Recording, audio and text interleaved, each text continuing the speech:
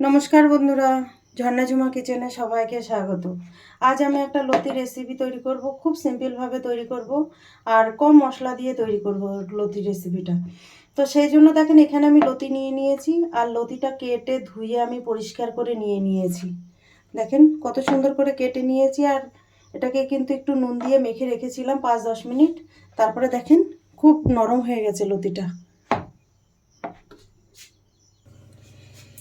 এখানে আমি গ্যাসে কড়াই চাপিয়ে দিয়েছি আর কড়াই দেখেন খুব ভালোভাবে গরম হয়ে গেছে। দিয়ে দিচ্ছি আমি সর্ষের তেল আর এই লতি রেসিপিটা আমি সর্ষের তেলেই করছি। তেল দেখেন গরম হয়ে গেছে, দিয়ে দিচ্ছি দুটো শুকনো লঙ্কা, কালো জিরে, কালো জিরের জায়গায় আপনারা 5 ফোড়নটা দিতে পারেন, আর দিয়ে দিচ্ছি কুচনো পেঁয়াজ। পেঁয়াজগুলো একটু ভালো করে আমি ভেজে নেব প্রথমে। আর পেঁয়াজ ভাজাটা যত বেশি ভালো ভাজা হবে লতিটা কিন্তু টেস্ট তত ভালো হবে।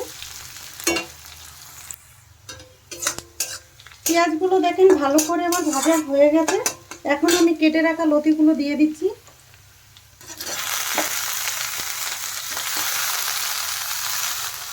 লতি দেওয়ার পর আর একটু নেড়ে চেড়ে ভালোভাবে মিশিয়ে দেবো আমি।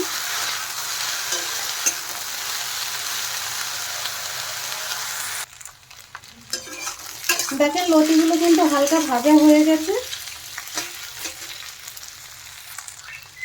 টেস্ট হিসাবে লবণ দিয়ে দিলাম আর দিয়ে দিলাম হলুদ গুঁড়ো। লবণ আর হলুদ দিয়ে এখন ভালোভাবে আমি কষিয়ে নেব লতি।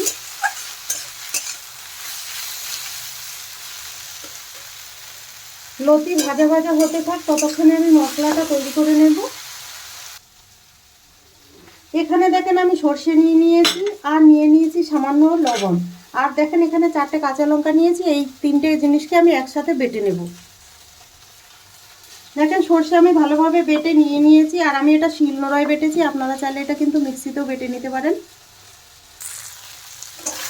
এদিকে দেখেন লতি কিন্তু ভালোভাবে কষানো হয়ে গেছে।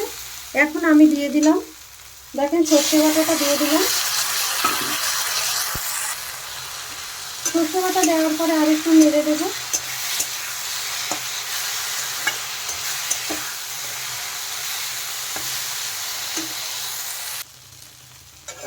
দেখেন সর্ষের সাথে কিন্তু লতি ভালোভাবে কষানো হয়ে গেছে।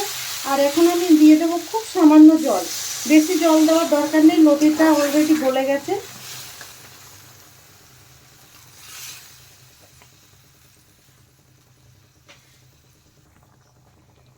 টেস্ট হিসাবে সামান্য চিনি দিয়ে দিলাম। লতিতে একটু চিনি দিলে কিন্তু খেতে খুব ভালো লাগে।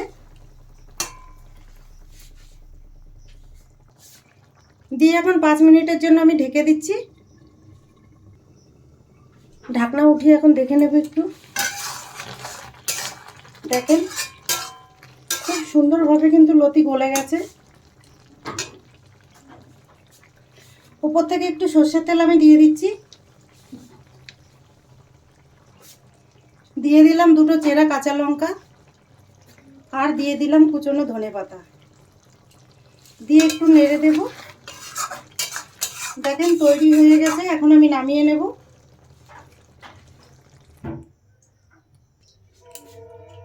লতির তরকারিটা এখন আমি প্লেটে নিয়ে নিয়েছি।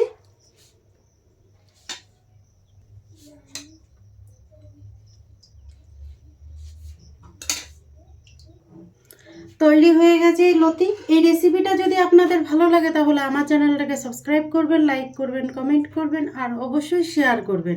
আর আমি যেভাবে বানিয়েছি এইভাবে সিম্পলভাবে আপনার